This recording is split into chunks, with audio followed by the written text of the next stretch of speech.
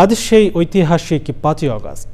গত বছরের এদিন ছাত্র গণঅভ্যুত্থানের মুখে আওয়ামী লীগ সরকারের পতন হয়, দেশ থেকে পালিয়ে যান শেখ হাসিনা। বাংলাদেশের ইতিহাসে যোগ হয় এক নতুন অধ্যায়ের। জুলাই গণঅভ্যুত্থানের বর্ষপূর্তিতে একটি গণতান্ত্রিক, মানবিক ও বৈষম্যহীন রাষ্ট্র প্রতিষ্ঠার আহ্বান জানিয়েছেন প্রধান উপদেষ্টা অধ্যাপক মোহাম্মদ ইউনূস। জুলাই শহীদ পরিবার ও যোদ্ধাদের সংবর্ধনা অনুষ্ঠানে তিনি আরও বলেছেন, দেশের মানুষের বুকে গুলি চালিয়ে শেষ পর্যন্ত ক্ষমতায় থাকতে চেয়েছিল ফ্যাসিবাদী সরকার। প্রধান উপদেষ্টা বলেন, বিগত ১৬ বছরে দেশে মাফিয়াতন্ত্র কায়েম হয়েছিল। রিপোর্ট করছেন মোস্তফা মল্লিক।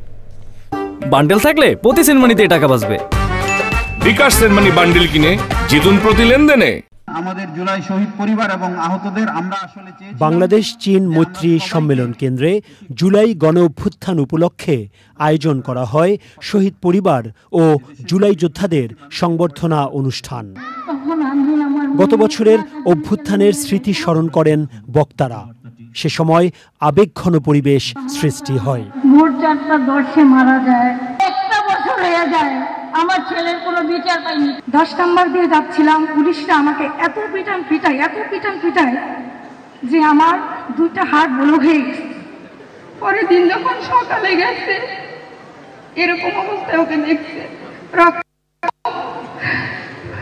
আমি যে আন্দোলনে গিয়েছিলাম আমার মাকে আমি বলিনি, কিন্তু আজকে যদি আমি উত্তরায় আন্দোলন করেছিলাম, সেখানে গুলিবিদ্ধ হয়ে পড়ে মরে থাকতাম।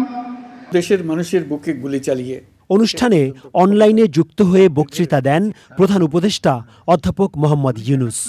তিনি অভিযোগ করেন, আহতদের চিকিৎসা না দেওয়ার জন্য হাসপাতালগুলোকে নির্দেশ দেওয়া হয়েছিল। তারা নির্বিচারে গুলি করেছে, গ্রেপ্তার করেছে, ইন্টারনেট বন্ধ করে হত্যাকাণ্ডের তথ্য লুকাতে চেয়েছে। রাতের অন্ধকারে এলাকায় এলাকায় অভিযান চালিয়ে ছাত্রদের আটক করেছে। গুলিবিদ্ধ আহতদের তারা হাসপাতালে চিকিৎসা নিতে দেয়নি। হাসপাতালগুলোকে নির্দেশ দেওয়া হয়েছিল যেন আহতদের ভর্তি না করা হয়। প্রধান উপদেষ্টা বলেন, ৫ই আগস্ট শুধু একটি দিবস নয়, এটি একটি প্রতিজ্ঞা। ২০২৪ সালের উত্তাল জুলাই ছিল বাংলাদেশের ইতিহাসে এক সংকটময় অধ্যায়। ১৬ বছরের পুঞ্জীভূত ক্ষোভের বহিঃপ্রকাশ। এদেশের এই বিপুল সংখ্যক তরুণরা ১৬ বছর ধরে ক্রমাগত হতাশায় নিমজ্জিত ছিল।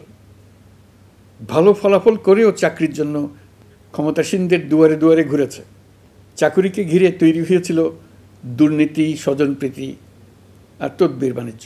এদেশের গরিব মেহনতি মানুষের পয়সা লুট করে পতিত ফেসিবাদ ও তাদের সহযোগীরা এক একজন টাকার পাহাড় গড়ে তোলে। সীমাহীন দুর্নীতির কবলে পড়ে অর্থনীতি ভেঙে পড়ে। দেশের মানুষের বুকে গুলি চালিয়ে শেষ পর্যন্ত ক্ষমতা আঁকড়ে ধরে রাখতে চেয়েছিল ফেসিবাদী সরকার। অধ্যাপক ইউনূস বলেন, শহীদদের স্বপ্নই আগামী বাংলাদেশের নির্মাণ রেখা। Mostafa Mallik, channel I, Dhaka.